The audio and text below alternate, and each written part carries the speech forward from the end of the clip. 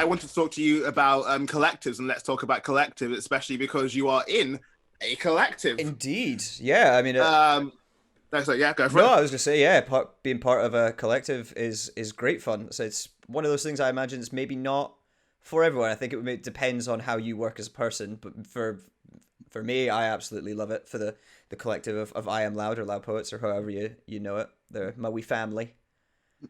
Well, yeah, like without going into the full-on history of the Lad Poets, can you tell us just in general now who are the Lad Poets? Also, who are I Am Loud? What are you at the moment, at the very least? Yeah, because there's a long history with that. So I go with my one. So it's I Am Loud Productions is the company name, formerly known as Lab Poets as it started, and currently the core group that makes up of it is Kevin McLean, Perry Johnson, Katie Ailes, Beck Sherwood, and myself, Mark Gallie. And so what we do, especially within the poetry side of it, is current circumstances outstanding is we normally put on sort of like monthly live shows, and similar to your wonderful self, we have Patreon channels and we put out film and video content, sometimes along a poetic strain, sometimes with poetry underneath it, not always with poetry under it. But the Lao Poets as themselves, I think was founded the idea was like 2013. I came on four years ago, I guess, is when like just about when I started writing poetry. They were my first ever sort of spoken word poets that I was really exposed to. During the 2015 Fringe show, my best friend, really good buddy Sam Thorne, was playing in the band during the Fringe show for them. I came along to the Scottish Storytelling Centre, which is normally where the monthly nights are, and saw my first bit of poetry because I was just sort of I'm waiting for him and thought, oh, this is not what I expected. It's a line that I get told now that I've done more. I wasn't expecting to enjoy that.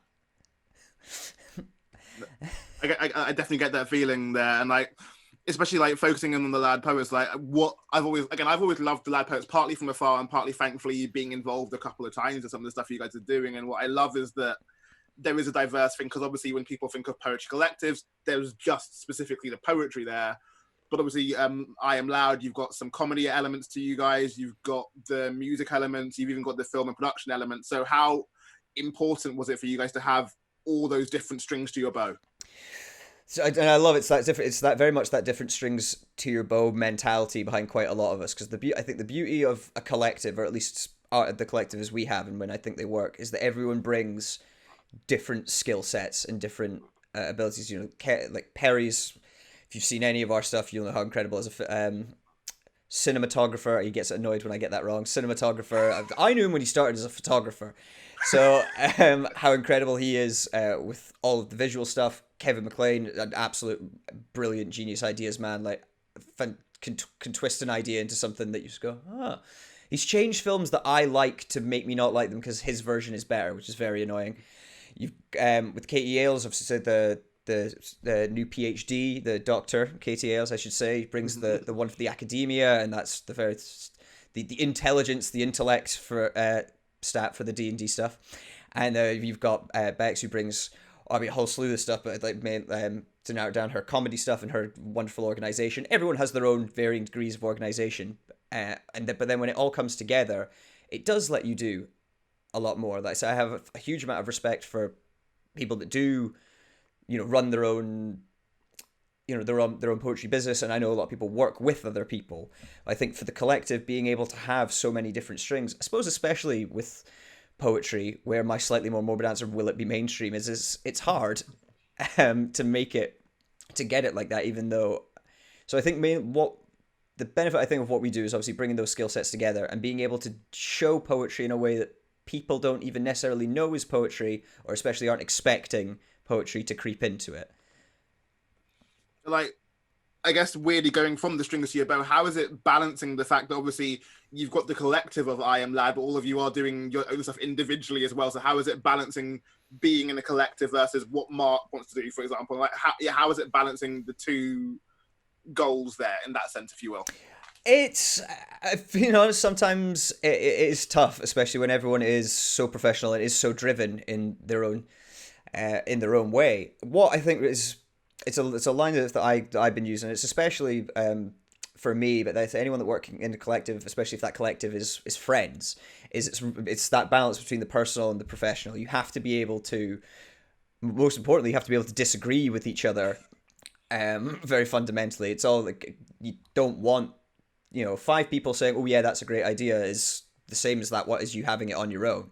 And that's what I think is most important. Is a lot of people that will tell me, or I will be able to tell them, "Oh, maybe that's not the best way of doing it," or "What if we tweaked it?" Or "Are you sometimes just, are you mad? That's crazy." So it's a difficult balancing act sometimes, and I think we do it quite well, especially recently with the 5 of us.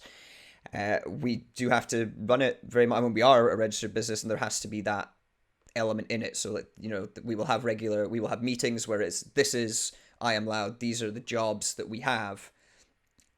And then there's that nice trust with it as well, that we're going to, if I've got a job to do, that I'm going to do it by the deadline, if there is one, and then time I'm not spent doing that, I can be pursuing my other stuff. And the beauty of the collective, especially with us, is a lot of our undercurrent stuff is then amplified by the collective. I can ask Perry questions when I'm editing videos. I can bounce stuff off of Kev. Katie will proofread all of my terrible spelling in English. And I can go to Bex. Bex is very good for giving me a boot up the arse, especially, and she's very good at tweaking my comedy. I definitely think since having her, especially when in the poetry scene, she's helped me a lot, and they've all helped me. And we all make each other better, which is disagreeing and making each other better at the same time. It is a hard balance, but the benefits, I think, are just so good. Well, then, to kind of focus in on the benefits, then why would you suggest people to? Oh, because obviously not going to be the right thing for everyone. So actually, almost on that, why is a collective right for you? Why would it be right for someone? And for people out there looking for collectors or thinking about the idea of collectors, what would you suggest to them if they ever want to try and start up one? Ooh, I mean, advice on sort of starting the collective and running a collective is probably it's a bit better directed to Kev, because he's been there from start to finish. He would be the absolute master on that. From I'd say for me with the collective, it works for how I work. I also have a 9 to 5 job, so I can't, as like many artists, really just adding strings to the having various strings to the bow. One of them is the rent paying string. But the benefits of it for me, because I know me personally, I'm sometimes very, very I have really big slump moments of motivation. I'll a bit high intensity of how going, yay, big idea, and then I will sort of die off a bit, and I'm not as good with follow through. It's sad to admit. I really like I like having an idea, but then following through with it, and that's where everyone can kind of like bring together. And I'd say the most important thing for a collective, if you're thinking of starting it or you want to do it, there's 2 ways you can do it. If it's going to be a purely professional way of doing it, excellent. Keep it professional. Find know about who you're getting into that collective and that business with. If it's going to be with people you already work with, you have a friendly thing with, the main thing I would say is trust. I trust all of them to be honest with me, and I think that's the undercurrent of what makes it beneficial for me, because I'm typically a bit more of a people pleaser at times. But if it's just 1-to-1, some people go going, oh no, it's really good, but some little tweaks. Whereas if one of them's super nice, the others can be, you get a nice balance. It's that what do they call it? The compliment sandwich. You have a nice thing, a bad thing, and a nice thing. So yeah, I'd say that the main benefit for me is when I have struggle motivating myself. Like if you're into the outside stuff, like I'm someone who goes to the gym a lot more often if I have someone else to go to the gym with. I like having something to keep me accountable. And maybe that's something I definitely need to work on for my own independence, but for a collective certainly helps, and having a collective you trust. I will go back to the pros of collectivism, especially I Am Loud, in a second. But like on the pros, and I suppose it is now also worth noting, obviously, it's not for everyone. There are some difficult parts about being in collective. So what are some of the challenges about? I know we've touched on it a little bit, but what are some of the challenges of being in a collective that either you've faced or you guys are aware you have to be careful not to fall into those pitfalls of? There's loads of challenges. I make it sound very rosy, but there are certainly moments, and the other guys that we do disagree, and sometimes, especially with creatives, when ideas clash, that can be a difficult line to sometimes remain diplomatic and PC about, especially if the ideas are a bit fundamentally different on how something should be executed. And that's something that's come up where one party, I will name no names of the artists, but one party has thought one thing maybe would be a better way to go, and the other has thought the opposite. And when it comes down to it, both can be good ideas or bad ideas. Well, hopefully not bad ideas. You want them both to be good ideas. If they're both bad ideas, you want the other guys to tell you that they're bad ideas. But if they're both good ideas, coming to that, being able to come to, not even necessarily, sometimes come to a compromise, sometimes the ideas won't go your way, and and sometimes that can be a bit of a bitter pill to swallow, especially when it's, if you're a collaborative. I would always recommend with like a collective, as silly as this might sound, is have an odd number. Someone, I'm kind of with you there. I get what you mean there. It's sad that when it lands on them to do it, and it's everyone's turn at some point, someone to break the tie, and because people are different and creatives can clash. That there's main thing is disagreements on ideas and how things should be executed. The other elements for it, especially if it's not for everyone, if you are much more of a self-driven person, or even if you're in elements like me where you have those big spells of motivation and workload, when because everyone's not always going to work to your schedule, especially with the collectives where we're not all sort of like employed by a thing. We don't drain a salary. We do this out of love and for the love of the project and for the love of what we do. But yeah, there are their own challenges, and if you're working to your own timeline, it can be very frustrating when someone else isn't, or if someone else has another project on, and it's the project you're doing is your first priority, but for them it might not be. It depends person to person. Really, as I say, it's so difficult. I think some people will know themselves whether they think that's for them or not. A collective can be even good for people that are like that, giving it a try to open you up to new ideas and go, oh, okay, I hadn't thought of it that way.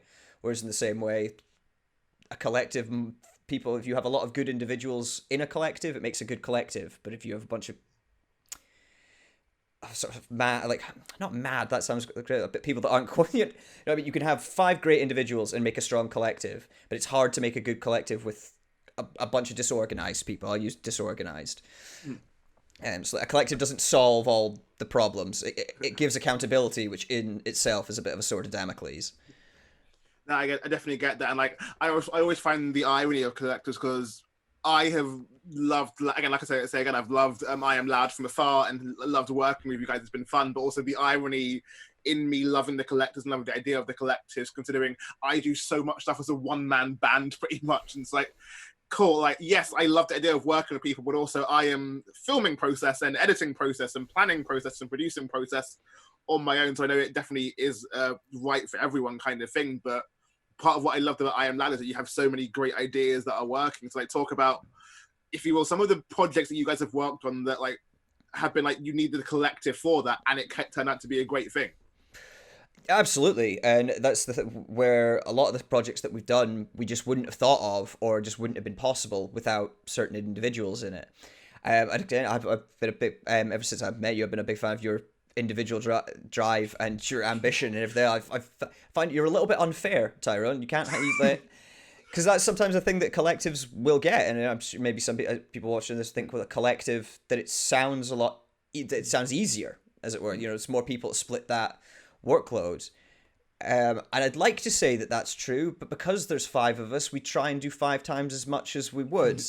So it's again, it can be a thing. We always trying to do something when you've got one artist that's a bit, if I don't have a job that's needing doing that week or that month or that project, if I'm not as heavily involved, I'm then sitting wanting to do something.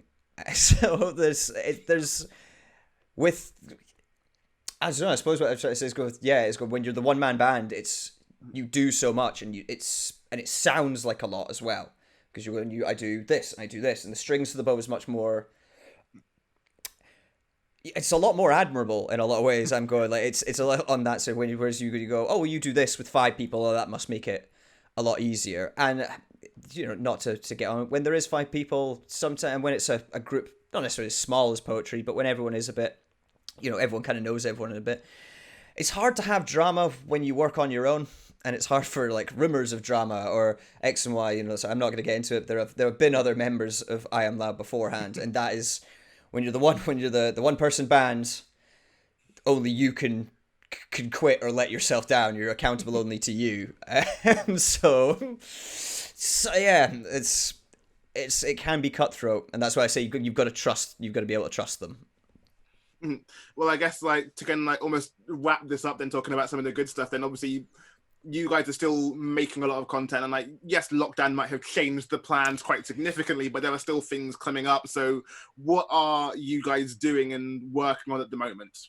So yeah, lockdown has definitely shifted. So we can't do live shows anymore. It was a shame. The main thing that has been very sucky for ourselves and so many other artists. I mean, even yourselves and Boomerang and stuff, is the Fringe being cancelled, which is is obviously devastating for a lot of different reasons. But in the same way, every person, every artist during August hates it. So maybe this August we'll all have some kind of holiday, or who knows. What we're working on just now is a lot more of the digital and online content, as a lot of people are. So we've been restarting or gotten back on top of the Loudcast, which is we did during NaPoWriMo. We ran sort of a day-to-day prompts and stuff with that. Champion and Bex, but nah. First time I'd ever managed NaPoWriMo, so we're doing a lot. We've done the podcast with that. That's every week with Kevin McLean hosting. I just did my one that was just released Sunday the 17th. And next week will be Beck Sherwood, and the idea of that is that we're going to be going through and, like we did before, interviewing not just poets, but artists, musicians, all of that spectrum. Because I think it's a really fun and interesting topic, and it's a great way of letting people maybe on the sort of the grassroots, those people that are coming out of school, go, oh, okay, like that's what it's really. It's in sort of the mantra of I'm Lab Poets. It's poetry for the masses. It's the thing that go out, like we want to spread this as far as we can, obviously, as everyone does. But for me, the thing I love about it, and the main projects with the online content and our Patreon, that's got things like workshops and things coming out, is, I mean, we've got. I was going to say we're not teachers. We've got Dr. Ailes, who is fantastic, and Kev is a seasoned workshop leader. I just want to say exposing everyone to it, but showing people that there are different ways of doing it, and that's for me, because I think when everyone thinks of poetry, you get to say, or not everyone obviously, but when I think of poetry, at least the first time, before that time, I went to see them at the Fringe. Poetry to me was the stuff you had to learn in school, and when you pictured spoken word poetry, you had to pick like a scene in an American film or something of the dude at the back reading, and it was always in a very monotone voice. It was always very boring, and that's what we want to do, is show that spoken word as well as written word can be accessible from a lot of different places, and it can show up in a lot of different ways that you didn't expect. Your question, like quick fire questions, like can songs be poetry? There are so many songs I love because of the lyricism to them. I'm a big fan of rap music for a lot of that reason.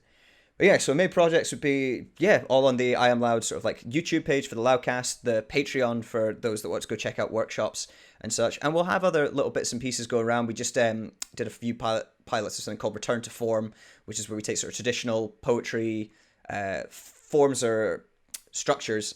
So in this case, we did Erasure and Ephrastic, and we took two poets and showed, with the same prompt and the same stimulus, how that can change, and how it's, everyone can be a poet. No, that's really nice. And I suppose now I know that was going to be my last question, but I feel like I need to now ask this as well, because I should have asked this beforehand because of what you guys are doing. Obviously, I know you're not running it at the moment. You have the live shows, you have the Lablab Poets live show. So like, as a collective, how important is that live show for you guys and what you're doing with it? But also on that, how important is it to kind of almost separate that's just the night, that's not all that we do? Yes, I'm glad you asked that now as well, because because when people ask, what do you do, your poets, what do you do? Normally the first thing we will say was like, we put on monthly, or however frequently spoken word shows. And it's, as you say, it's a big part of what we do, and it's one of my favorite bits of the night, because I love meeting new poets and getting them in and being able to see it. There's really, it's why your theatre versus film questions there's no substitute for a live performance in a lot of stuff. but with that is one night out of the month that we do, and then that does inform other stuff that we do. You know, we record all of our shows, so we then are able to put the poets that we have on stuff online, so they have more presence. But yeah, especially with that going, oh, you put on, so it takes 5 of you to put on one show a month. I'm going, okay, well, yeah, it does take 5 of us to put on that show a month, but we also do just put all of this other stuff here. That's the roots of Loud Poets, and it's still, I think, one of the biggest and best things that we do, or will continue to do. But you've got to innovate or die. You got to. The world is digital now, and the best way to reach people is really online. So while the live shows will always be, especially for the Loud Poets sector of it, because there's loud comedy and loud film, so there are different subsections of it now that are worked on. The live shows are always going to be our main love. It's how we started. It's how I got started. It's how so many other people, not to brag on us, but there's a good few folk that have come to me and going, oh, I started poetry, or my first experience with poetry and writing was with I Am Loud. And I go, well, that cliche of if we get to one person, then that's enough.